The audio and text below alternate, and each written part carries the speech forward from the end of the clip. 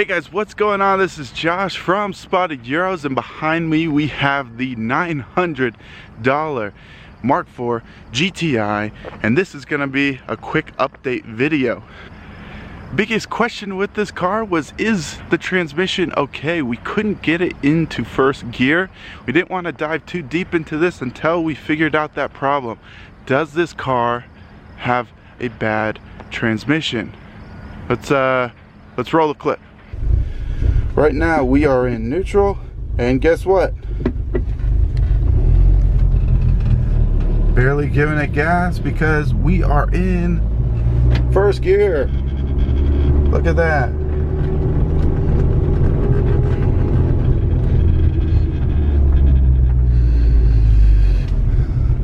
Just to prove it some more, here we go. First gear.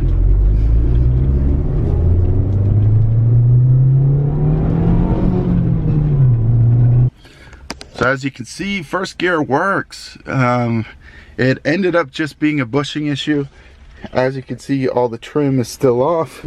We can even still look at it. So the main problem here was this bushing here at the end.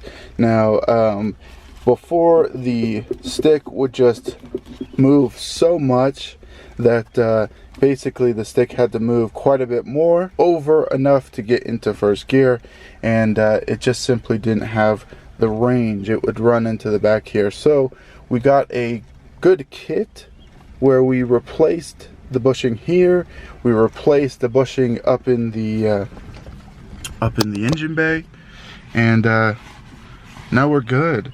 Now the other thing I did, there's a good video online where he goes over kind of all the different bushings. We replaced most of them.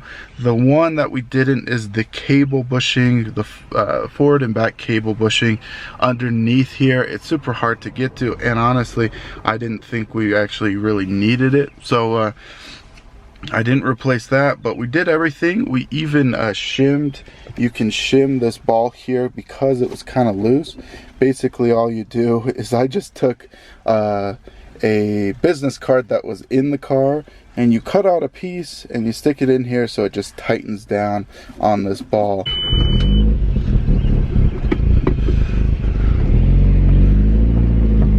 Now we've got first gear again. Okay, good. So we established that the transmission was good on this car. So we decided to start fixing up some of the other things. So here's a couple more updates on this car. We found something good, something missing. This grill piece was in the trunk, so that was a good find. We put this back in. All the tabs were broken, so that's kind of why it was in the trunk, but we put that in there. The wheels had plasti dip on them, and I've cleaned them off a little bit. There's still a little bit left. This stuff is the worst. Kids, if there's one thing I will say, if there's one thing you take away from this video, do not use plasti dip. It is the worst. It may look good the moment you spray it, but the next day it's not gonna look good, and the guy who has to take this stuff off is not very happy. So don't do it. Come along the side here, you can see, instead of a big hole, we've got ourselves a gas cap. And to unlock the gas cap, we actually have to use the button. So this worked out great. I was able to find this gas cap just on eBay. It wasn't even very expensive, and it even came with a new cap. If you recall, if you remember from our previous video, this had like the door was missing, and the gas cap had like a lock on it, so we had to bust the lock to get to the gas tank to put some gas in it. But now look at this new gas cap, OEM gas cap and door, and it locks.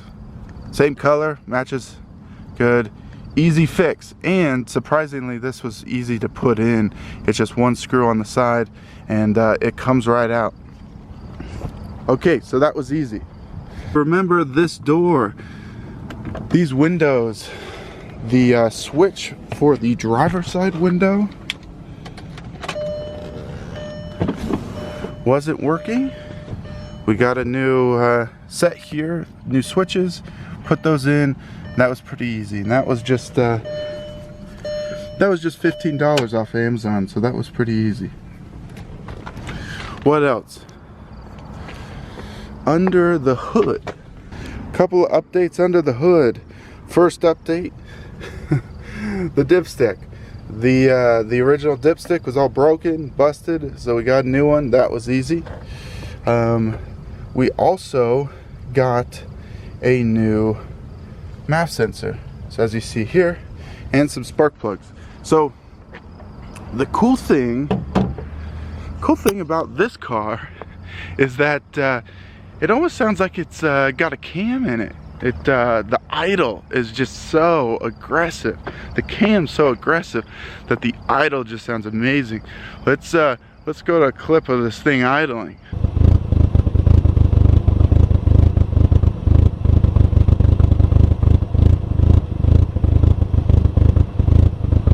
As you can see, we got an aggressive cam in this thing, so it almost sounds, well, it runs off of 2 cylinders when it's idling.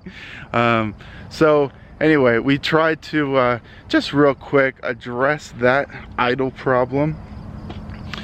Put new spark plugs in it, and we changed the MAF sensor because we were getting a MAF code, but it's still the same.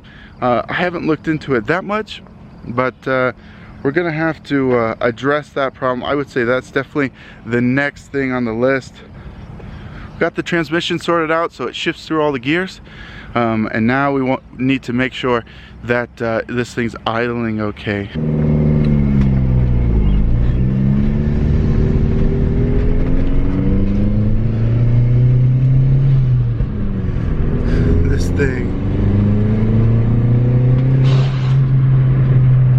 This thing's fun to drive. The blow-off valve sounds a little ridiculous, but it's fun. But here's my opinion on a blow-off valve or turbo noises. Is you got to be pushing. You got to be actually making some power. Otherwise, you look like the car's making all this noise and got all these turbo sounds and stuff, and then it's like barely moving, which is kind of embarrassing. But yep, transmission works great. All the other gears, we now have the range to get into all the other gears.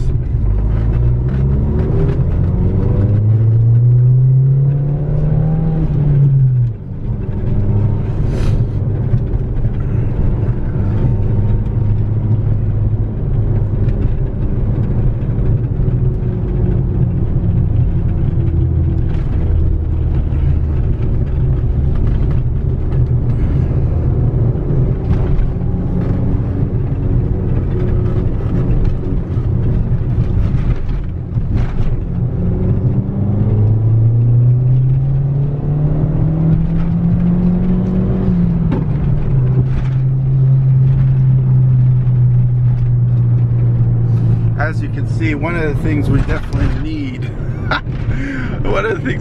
need in this car are some new shocks, some new struts and shocks. This thing just gets bounced all over the place, and pretty common, at least the other Mark IV that I had, it's pretty rattly. Everything seems to kind of rattle. This does have lowering springs on them, which actually feel, and I think it's a really good and decent drop, are these lowering springs. So it would be nice to put struts and shocks, make this thing feel and ride a lot better, stuff like that. It just kind of gets bounced around. So the suspension in this definitely needs to get addressed. And there's other stuff like we mentioned in the other video. The glove box is open, and I just need to put back these trim pieces.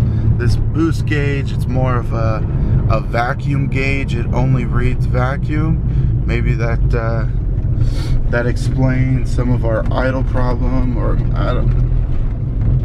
But like I said, it's only showing vacuum. Once it gets to 0 vacuum, it doesn't show boost. So that Christmas came early in this car because it's lit up like a Christmas tree. It's a dumb joke, but we've still got plenty of lights on this thing.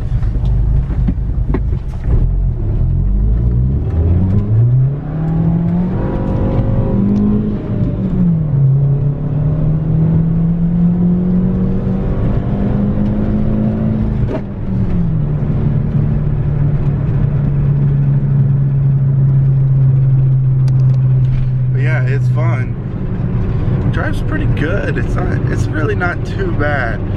With this windshield kills me. It's like purple, hazy. Just looks bad, and there's this huge crack on this side. So that's the update. This is the $900 Mark IV GTI.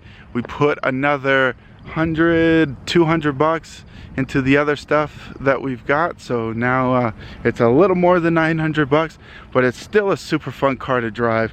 I love driving it around. As long as I'm not coming to a stoplight, this thing feels great. It's fun. It's got a tape.